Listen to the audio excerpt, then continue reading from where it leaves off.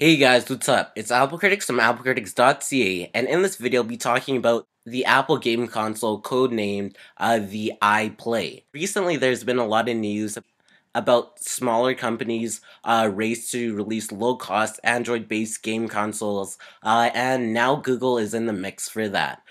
Now, according to Wall Street Journal, they sourced last week that Google is mainly concerned about Apple, not about scrappy startup efforts like Ouya and the Game Stick.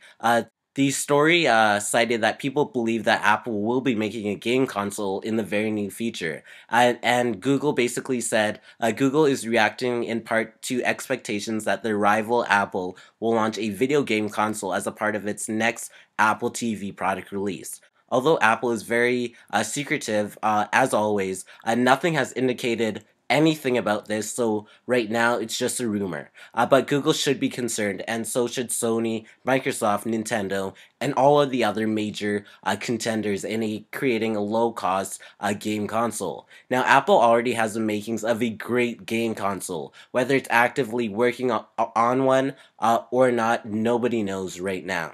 Now, it would be more than just Angry Birds. First of all, Angry Birds. Angry Birds and Doodle Jump are both great games. And say if this platform was to have it, and also an access to the App Store, and it would work well on any TV or display that you use it on, this would be something that Apple definitely should do. Now, the App Store for all iOS devices is very good, but it would finally be taken seriously with console games. So maybe you would have the classic games like GTA, Pac-Man, and everything on iOS, and you can download it on your iPhone, and it would cloud sync to your iPod Touch, and to your iPlay game console. Now, thinking of that, that would be a really cool feature, and I could really see Apple doing that. And Apple would definitely embrace the use of buttons. In the past, it was very easy to just game using your touchscreen and everything, but it seems like Apple has finally listened because the next version of iOS will include a standard way for game developers to add controller support. Now, thinking of adding controller support, it would be very similar to the Apple iCade and everything like that. So if Apple was to embrace buttons, this would make the game console much better, and all the headline iOS games would be very good with it. And this will definitely be a hit for Apple.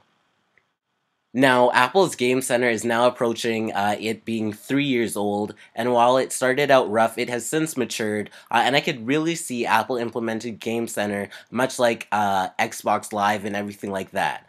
Game Center would be a major asset for Apple for their game console, because it would allow players to start playing on an iPhone or iPad, and pick up where they left off on television. Other companies are just getting around to this type of cross-device support.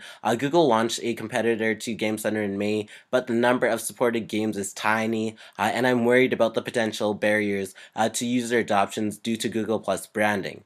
Now, Microsoft also has been talking about cross-device play for many years and hasn't done much with that in the idea besides carrying Xbox Live gamer tags and achievements from consoles to major devices. And Sony's PlayStation Mobile initiative is still a major letdown, with a few noteworthy games and no clear product direction. So if Apple was the first to do this, this would be very revolutionary, and I really think Apple can do that.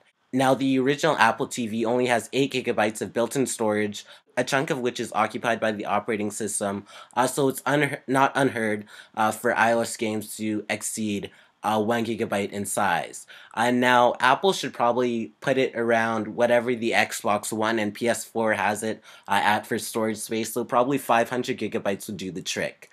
But Apple would have to think of making it cost-effective simultaneously. But Apple should probably make it cost effective and make it somewhere between the Xbox One, the PlayStation 4, and the Wii U. Now, respectively, the Wii U is $300, the PlayStation 4 is $400, and the Xbox One is $500. I think a great base price would probably be around $350 to $370, and Apple would probably nail the price right there. They cannot mess up on the price, kind of like they did with the iPad mini. It has to be straight and to the point and have a good price point for it to sell like hotcakes. So overall, that's all my opinions on the Apple iPlay game console. There's a lot to think of, but I really think if one company was to do it, Apple would definitely pull it off. And if they did before Google, then Apple would probably be awarded for doing that, and it would be much more revolutionary. So thanks for watching this video on the Apple iPlay game console idea and rumors and speculation about it. Please be sure to subscribe, like this video. Please follow me on Twitter at twitter.com/applecritics. Please like this video to know you watched. Also go ahead and check out my website at applecriticsYT for the latest Apple news, reviews, and more. And thanks for watching.